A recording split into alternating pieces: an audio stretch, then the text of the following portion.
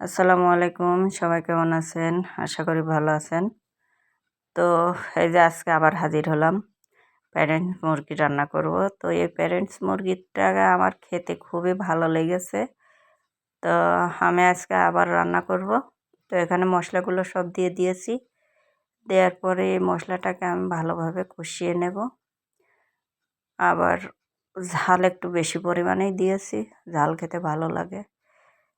তো মশলাটা কষিয়ে নেওয়ার পরে এখানে একটু পানি দেব। পানি দিয়ে ভালো করে কষিয়ে নেব। কষানোর পরে এর ভিতরে এই যে মাংসগুলোকে ছেড়ে দেবো। দেওয়ার পরে ভালো করে নাড়াচাড়া করে এখানে এবার পানি দিয়ে দেব। এখানে আমি সবসময় মাংসে গরম পানি দেওয়ার চেষ্টা করি। তো গরম পানি দিলে মাংসটা কালারও যেমন হয়, খেতেও দারুণ লাগে। তো এই যে পানিটা দিয়ে দিয়েছি, এবার কষাতে থাকবো কিছুক্ষণ। তো এই যে আমার কষানো হয়ে গেছে।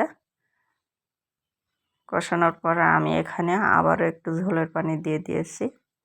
দেওয়ার পরে উপর থেকে গরম মশলার গুঁড়ো দিয়ে দিয়েছি। দেওয়ার পরে এই যে আমার রান্নাটা শেষ হয়ে গেছে।